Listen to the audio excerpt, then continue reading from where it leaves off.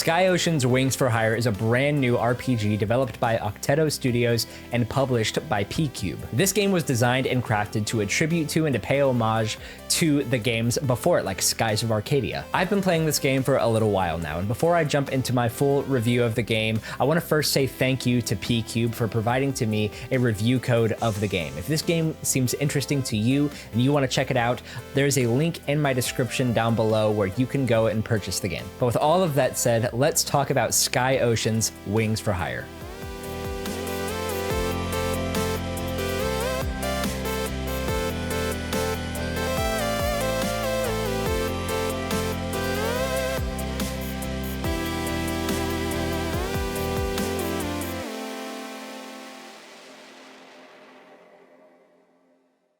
I've been feeling pretty optimistic about this game for a little while. The trailers were definitely selling me on an experience that I personally haven't had. I actually never even played Skies of Arcadia back in the day. A lot of the visual style here is definitely harkening back to that GameCube era of video games and RPGs, but I personally notice a lot of similarities to things like Tales of Symphonia, and some of the cell shading kind of reminds me of Wind Waker, especially when you start looking at these smaller scaled character models and things like that. Just on a vibes level alone, I was pretty excited for this, and even whenever you jump into the aspect of dogfighting and it being a plane turn-based RPG where you can both fly planes in certain areas of this world, as well as walk around and talk to townspeople and go to item shops and purchase gear and equipment and things like that, I was really looking forward to seeing what this small studio was going to create. But keep in mind, I did say that this is a smaller project. This isn't a big AAA game or anything like that. It's not shooting for the skies as far as realism goes or anything like that. This was a passion project created by people who love these types of RPGs, who love these types of video games, and just wanted to create a fun experience with a narrative to wrap it all together. So let's go ahead and talk about what I really like about this game. Let's start with the good here. And first of all, I think that the overall narrative is pretty well crafted. There are definitely a few things here and there in regards to its story presentation that I'm not a huge fan of. We'll talk about those later on, but as far as the characters go and as far as the actual plot itself goes, I actually really do like where it goes. From the opening hook to where it leads us down the line, I like the story. It felt to me that aside from the very unique dogfight style of plain turn-based combat mechanics, it seems like one of the biggest things that they really wanted to focus in on was creating an emotional story. This is a coming-of-age story that follows Glenn. It's someone who comes from a long line of sky pirates. The opening of this game introduces you to his whole community, all of his family and friends around him,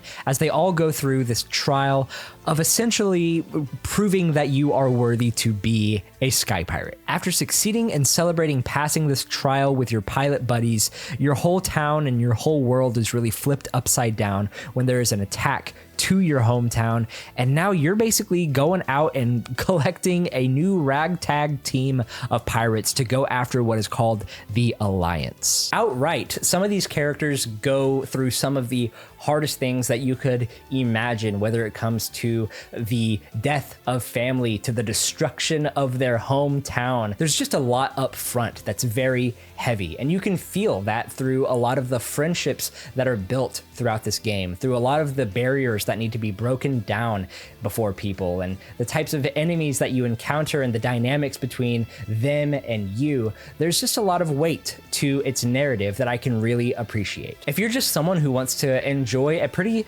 linear, story-driven RPG, I think that as far as its story goes, this is definitely worth checking out. Is it the best story that I've played in a video game this year? Probably not, but nonetheless, I felt that the brevity of its pacing and its story and a lot of its plot points, I felt like it was enough to keep me hooked and to keep me just sitting down and continuing to play for longer and longer sessions every time I played the game.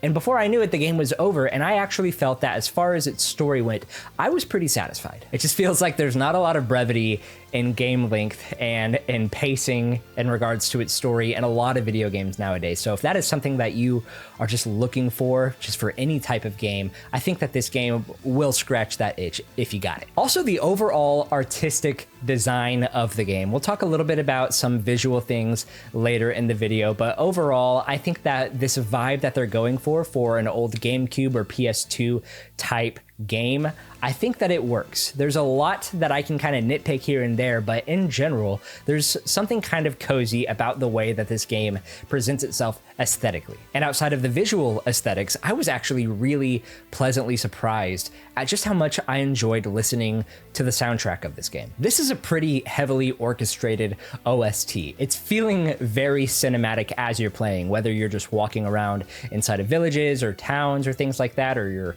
in dogfights, or you're actually flying the plane around, or you're just watching cutscenes, the emotional moments, the exciting moments. I felt that the overall atmosphere with its music was really, really spot on. And for someone like me who really desires for games to have great accompanying music to its game, I felt that this was a huge plus overall. Also, in regards to presentation, I felt that the sort of cinematic camera work that is done in a lot of the cutscenes, and especially whenever you're in battle, I felt are really, really well done. It's really clear to me that a lot of this sort of cinematography was very, very well thought out and very well visualized in the minds of the people creating this. A lot of it kind of feels like Top Gun. A lot of it feels like a much higher budget sort of project than it probably is.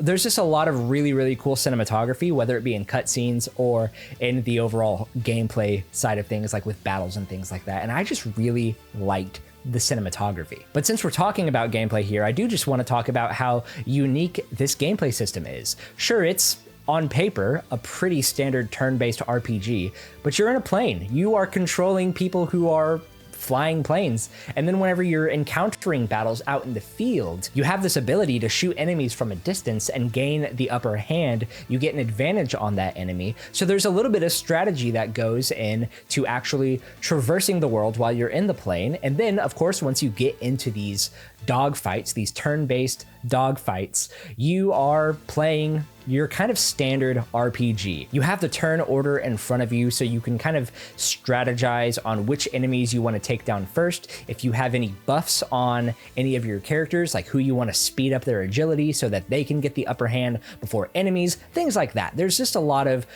strategizing that goes into that, which, as a fan of turn-based RPGs, the more strategy that you can implement into your turn-based battles, the better. So far, the overall gameplay loop in regards to its battles is a big plus for me, and I think is definitely worth checking out if you are at all interested in this game. So I thought the story was well told. I like the aesthetics of the game, and I think that the music accompanies this world very well, and overall, I think that the gameplay is very interesting.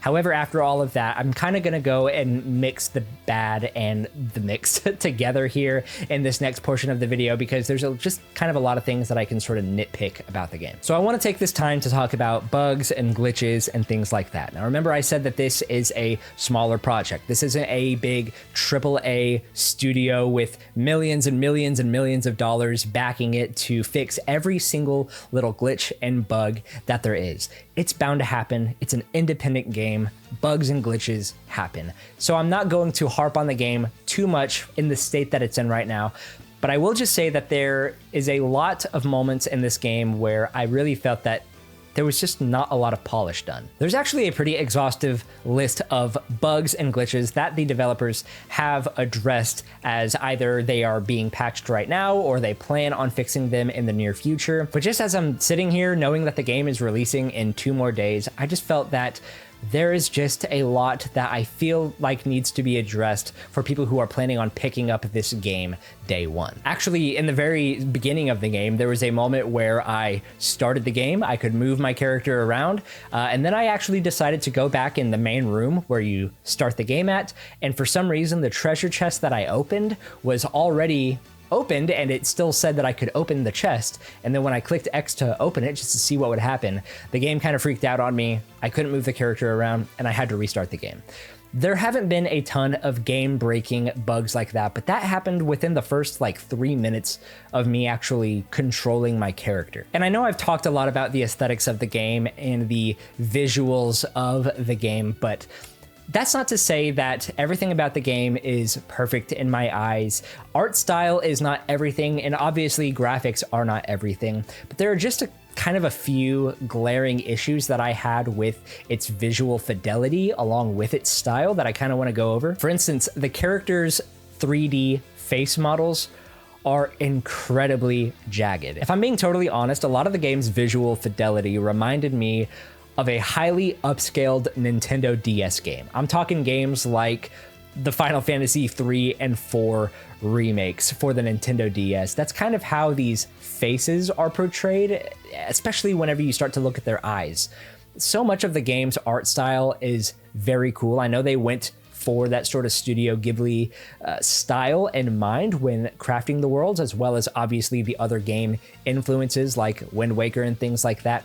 However, whenever you mix the other little aspects of these 3D models, like their faces and things like that, and try to put it in this world, there's just a pretty big glaring difference between the two. I'm hoping that that is one thing that will be cleaned up in the future. And other than just the 3D faces, they have these little character portraits that will pop up whenever they are saying a piece of dialogue to one another.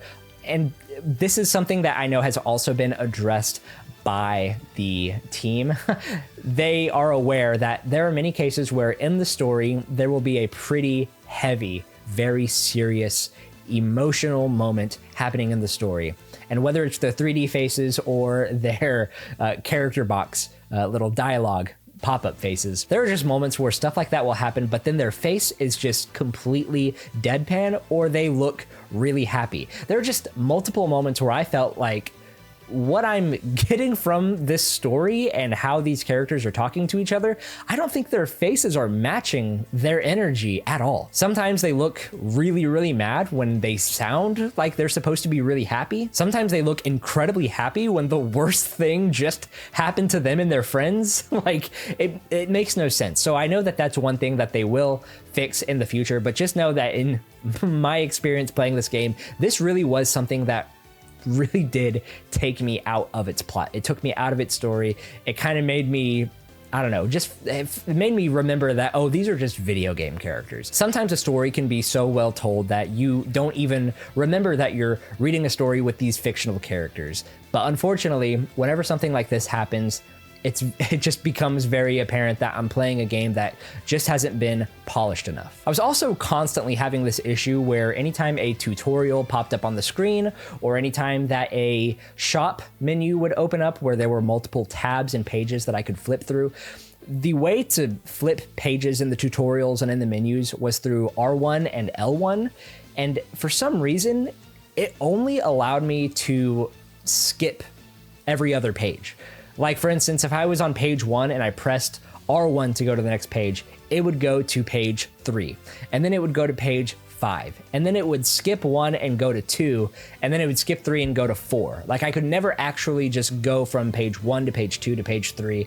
And then if there was only 2 pages that I could look at, if I pressed R1 or L1, it never let me go to page 2. It just kept me stuck on page 1. So there were multiple moments where I felt like I wasn't actually learning how to play the game properly. For instance, there was never an instance where I saw how to speed up battles. I was playing through a lot of this game, having to watch all of the animations at full speed. And then at one point in time, I just started button mashing while all the animations were playing out, and then everything started speeding up. And I couldn't ever actually figure out what the correct button combination was to speed up battles. I know that there is a button combination to speed up battles, but I don't know what it is, because if the tutorial popped up for me, I never saw it. Or if there was never a tutorial that popped up, then that's also another issue on its own, that it doesn't teach you how to speed up battles. These are just little things that I really hope that they implement in the future.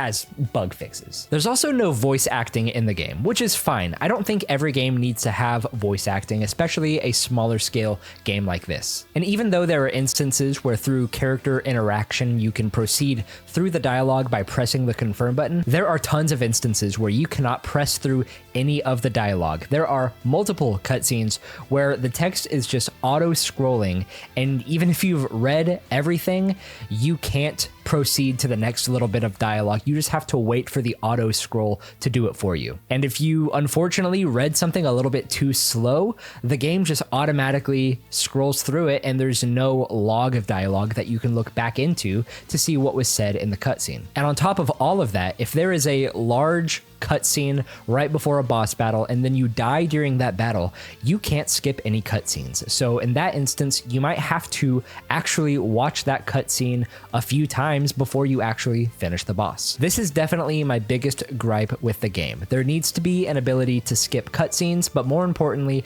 there needs to be that dialogue progression button at every cutscene. But in closing, I know that there is a lot of effort here in the game. I'm not a video game developer. I don't know how much it takes to put into a game to make it so great that everyone unanimously agrees this is great. There's no issues here. Obviously, there's going to be bugs. Obviously, there's going to be little tweaks and fixes here and there.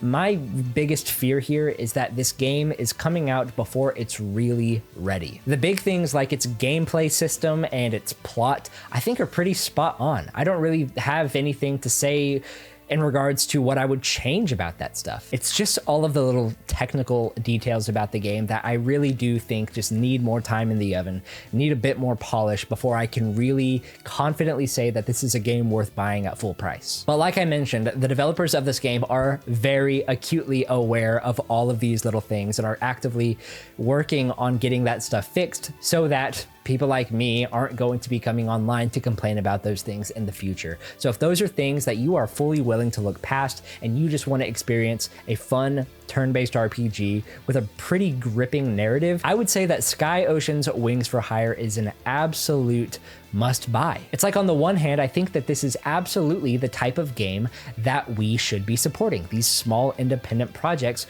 who are really putting their best foot forward in trying to make a fun experience for gamers. But on the other hand too, I also believe that we absolutely should not be purchasing games that are not finished. There's just a lot going on here in this game that make me believe that there is still work to be done. But overall, I do have faith in this project, and I think that even for me personally, as I continued playing the game, there were moments that I don't know, if I was complaining about them prior in the game, they didn't affect me at all later in the game. They're not huge things. A lot of them are nitpicks. A lot of them are sort of major, but ultimately it is up to you. And like I said, if you are interested in purchasing this game, go ahead into the description below and click my affiliate link to purchase this game. It helps me out and it helps the developers and the publishers of Sky Oceans out as well. And while you're down there in the description, go ahead and join the Discord. There are tons of other like-minded individuals in my Discord who love to talk about story-driven games,